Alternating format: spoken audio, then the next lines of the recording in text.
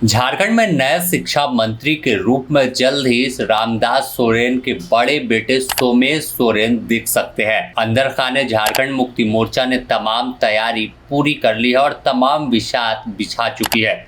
बस इसकी आधिकारिक घोषणा इसी माह के आखिरी जो सप्ताह है उसमें हो सकती है और उसके बाद फिर मुख्यमंत्री हेमंत सोरेन अपने विशेषाधिकार का इस्तेमाल करते हुए राजभवन में शपथ ग्रहण करा सकते हैं। इसे लेकर चर्चा पूरे झारखंड में तेज है कि अब रामदास सोरेन अब दुनिया में नहीं रहे तो ऐसे में उनकी जगह उनके बेटे जो बड़े बेटे हैं सोमेश सोरेन को दी जा सकती है और हेमंत सोरेन अपने कैबिनेट में उन्हें शामिल करेंगे।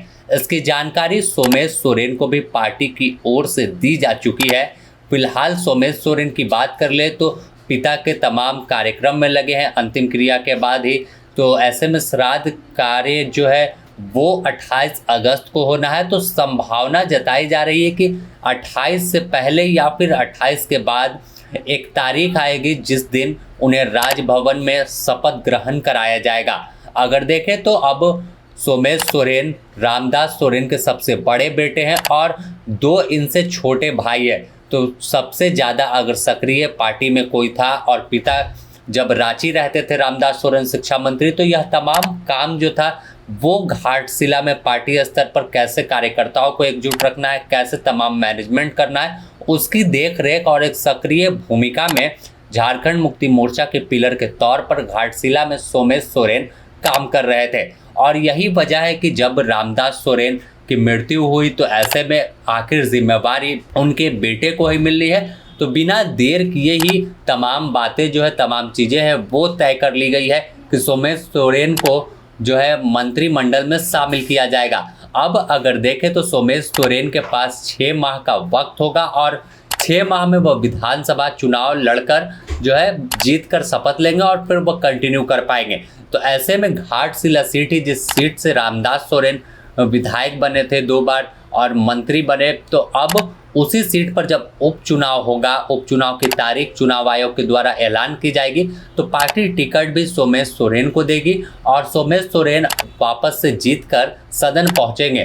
तो अब इसकी तैयारी अंदर खाने झारखंड मुक्ति मोर्चा के कार्यकर्ताओं ने भी शुरू कर दी है कि चुनाव आयोग हो सकता है कि बिहार चुनाव के साथ इस उपचुनाव की घोषणा करे और इसके बाद कैंडिडेट के तौर पर है सोमेश सोरेन होंगे। इस बीच अगर देखें तो इनका सामना यहाँ पर चंपाई सोरेन के बेटे बाबूलाल सोरेन से होने वाला है, क्योंकि पिछले जो 2024 चुनाव में जब बाबूलाल सोरेन झारखंड मुक्ति मोर्चा छोड़कर भाजपा में शामिल हुए थे तो उन्हें घाटशिला के इसी सीट से उम्मीदवार बनाया गया था और दूसरे नंबर पर रहे थे। जीत के फासले से करीब 23,000 दूर थे बाबूलाल सोरेन। कुल वोट की अगर बात कर ले तो रामदास सोरेन को 98,356 वोट आया था।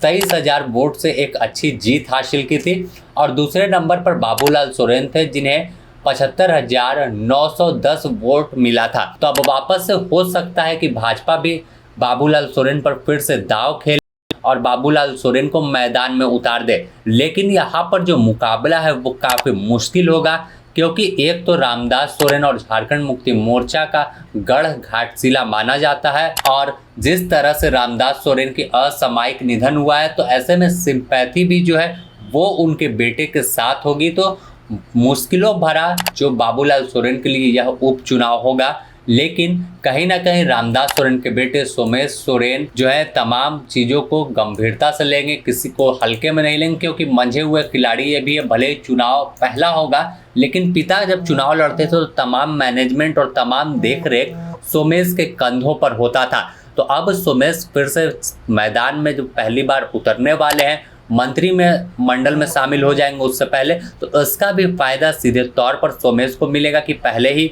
जो पूर्व में कई बार परंपरा निभाई है, चाहे हाजी हुसैन अंसारी के समय देखें उनके बेटे हफीजुल को मंत्री बनाया गया था, फिर जब जगन्नाथ महतो दुनिया को अलविदा कहकर चले गए तो उनकी पत्नी बेबी देवी को मंत्रिमंडल में शामिल किया गया और फिर उपचुनाव में उतारा गया।